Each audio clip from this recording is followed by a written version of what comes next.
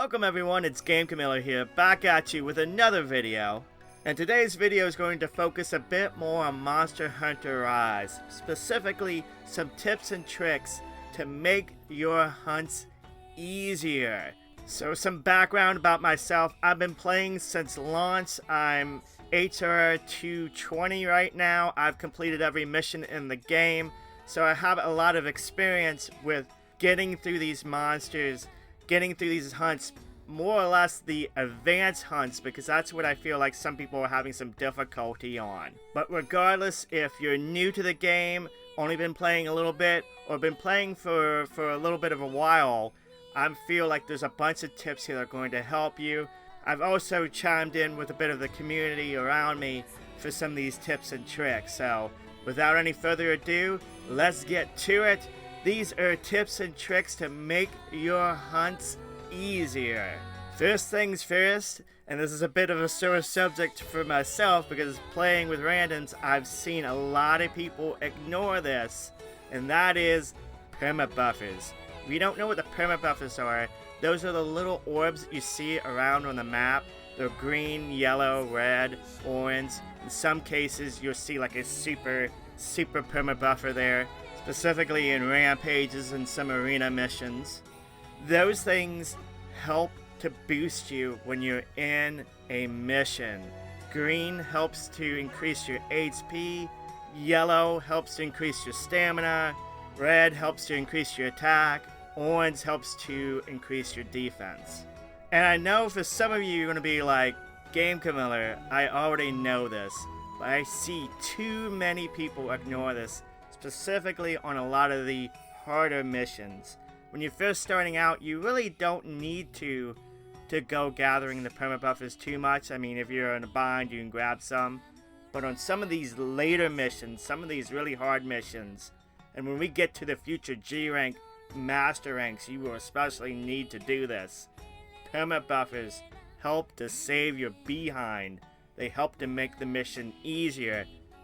You don't have to worry so much about your HP taking potions. You're able to hit a bit harder. You're able to take some more damage. You're able to do some more movements like with the bow, with stamina. It is definitely important for you to get into the habit, especially for the more advanced players, to get those Perma Buffers. Now you could be like myself sometimes and play solo and challenge yourself without getting them. But if you're playing online with others or with randoms, you probably definitely need to do yourself a favor and get Perma Buffers, because I see far too many players on some of these really hard missions and they're dying within a minute because they didn't grab any Perma Buffers. They zoomed right over to the mission boss and were suddenly under pressure because we have one life left because somebody didn't take 2 to 3 or 4 minutes to grab their Perma Buffers to be prepped for the fight.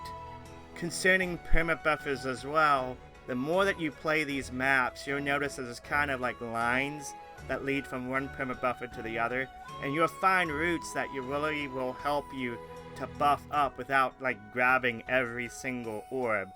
But regardless, definitely get into the habit of getting Perma Buffers, especially if you're squishy. Because some of us out there are squishy, they don't have as much defense as others.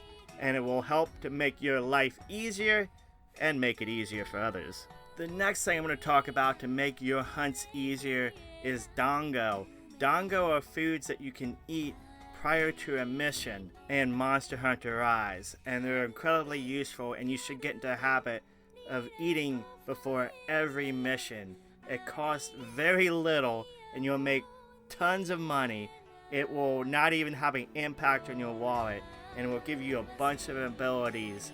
Now, there's a bunch of foods that will help increase your resistances against certain types. Some good ones to keep in mind of, or some ones that you can unlock, like the Berry Safe Dango. That allows you to have a chance to not have a penalty when somebody dies the first time. I can't tell you how many times in a group setting that has saved or behinds, having that dango there. Another one is dango weakener. That allows a monster to not become bigger. So a lot of people don't realize that in Monster Hunter Rise, monsters come roughly in 5 sizes. So there's the normal size, there's the slightly bigger, and then there's the biggest size. And then there's slightly smaller and the smallest size. So it's kind of like a 5-point scale. Weakener prevents the monster from getting above normal. And that is a lifesaver, because a monster that is bigger has more HP and takes longer to KO or get into a capturable state. Another good one is Dango Moxie, that helps to prevent fainting one time when damage exceeds your remaining health. It also increases your attack when health is dangerously low. Dango Defender is really good because it often decreases damage taken. Also Dango Medic, that helps to increase the power of your healing items. There are all some really good items here, really good dongos. You can save sets, and I highly encourage you to do so. Some of them are specific to what weapon you are using as well, but the ones that I've mentioned, generally speaking, are good all-arounders, and they will help make your fights easier. The next thing I'm going to talk about is something I can guarantee that somebody watching this is going to be like, oh my god, I completely forgot about that. And that is the Petalaces. These are items that, under your equipment, adjust your stats a bit, increase or decrease your health, stamina, attack up, defense. There is some interesting combinations to work with.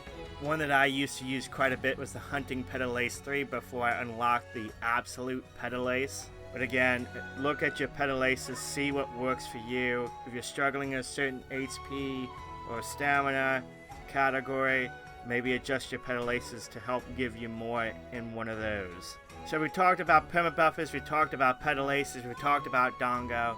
Now we're going to go into items that you should be carrying to help make your fights easier. Demon Drugs and Armor Skins, specifically their Mega variants. These are really useful to consume at the beginning of a mission to help give you an extra boost in defense, an extra boost in attack for the duration of the mission. Now, they get wiped out when you die or get carded, so you might have to consume another one again, but these help really with those harder missions to give you a little boost of extra edge in a fight. The Agrosie, I'm going to give a shout out to that, is great for getting materials for those demon drugs to max out to the Mega variants. And speaking of crafting, over by the shop you'll be able to purchase a Power Charm and an Armor Charm. Armor increases your defense by 12, power increases your attack by 6, but eventually you'll be able to craft it into a Talon variant of each one. But you can also carry the originals with you, and you should, because it'll increase your attack by 15 and your defense by 30. I know it's a little bit of a pain in the butt to carry 4 of these items in your inventory at all times on your person, but definitely helps to make those fights easier. It's like carrying an extra piece of equipment. You can't not have that. It's just too good to have for those boosts. Another item to carry on your person at all times is an item called a Forecaster that allows you to be instantly transported to the nearest camp. If you've ever been in a fight where you're low on items or you're in deep trouble and you can't get out of the fight quick enough or be able to teleport manually to a camp, a Forecaster will basically help to override it as long as you're able to get the item out to go to the nearest camp and stock up. They're really good on missions where you're fighting 3 monsters, because by the time your second monster fight is over, you're probably low on some potions or you're low on some other things, because maybe you've been struggling against the first 2 monsters. You're able to whip out a Forecaster, get back to camp really quickly, and get your stuff and get back into the fight. And finally, I'm going to briefly touch on these last few items. Flash bombs are incredibly useful to have. They're able to get monsters out of the air, stun monsters, eventually in a fight too many flash bombs, the monster will become a bit immune to them. Pitfall traps and shock traps are useful to have even if you have no intention to capture a monster, because they help control a monster and as a group allow you to get a bunch of hits in. Again, same thing as the flash bombs. Use too many of them in a fight and the monster kind of becomes a bit immune to them, or doesn't have as nearly the effect it did with the first use. Just keep in mind, traps do not work on Elder Dragon monsters. And of course, keep some tranquilizers on you too in case your group does want to capture the monster when it's in the blue. Beyond that, there's one little bonus tip I have, and that is if you're farming a specific monster that you know is weak against a certain type, or maybe has an attack of a certain type, like for example Thunder, it's okay to adjust a build and save a build specifically to help make that easier. For example, if you know the monster has a lot of Thunder, have a build that has a high Thunder resistance. Or you have a monster that's very susceptible to Dragon, have a build that really deals out a lot of Dragon damage. There's a lot of ways that you can create stuff, use decorations for example, and the beauty about this game is you're able to save a ton of loadouts. For example, when I was farming Nagakuga a couple weeks back, I had a build specifically saved for that helped make that fight a piece of cake for myself. And the final topic I'm going to talk about today to help make your fights easier, your hunts easier, is hunts that specifically have you hunting a bunch of monsters at the same time. When you have multiple people in your hunt, always go after the same monster. You do a lot more damage. You can control a monster much better with 4 people than you can having 2 split off and 2 split off on the other, or 1 split off and 3 fight the other. It just makes it a lot harder when you start splitting off into groups. There's no reason. Stick together, strength in numbers. It will make it a lot easier. The other tip that I have is when you're able to ride a monster and you have another monster you need to hunt, take that monster and take it over to the other monster and beat that monster up. And when you get a mounted Punisher, instead of using the Punisher, run into the monster, charge the other monster so you're able to immediately mount the other and have that one beat the one you were originally fighting up and be able to switch over and finish that monster off.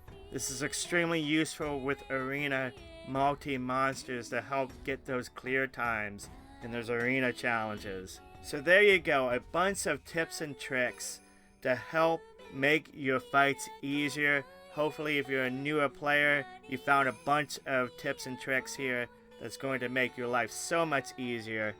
And if you're an advanced player, hopefully you found something, 1 or 2 things to help maybe adjust your game a little bit to make your life easier. And if maybe you didn't find anything useful here, what I want you to do for those people, leave a comment down below of any tip or trick to help make fights easier. If we get a ton of extra tips and tricks, I'll make another video, a follow-up video to this one. But thank you for watching, guys. If you liked the video, give it a thumbs up. Consider subscribing. I do a bunch of tips and tricks videos, a lot of Nintendo stuff. We got a lot of stuff for E3 coming. Definitely want to stay tuned. Want to make sure you subscribe. Also check out my Twitch channel. I've been doing a lot of Monster Hunter Rise over there, as well as the Kaiju Club Discord. Thank you for watching again. Have a wonderful day, and I will catch you next time.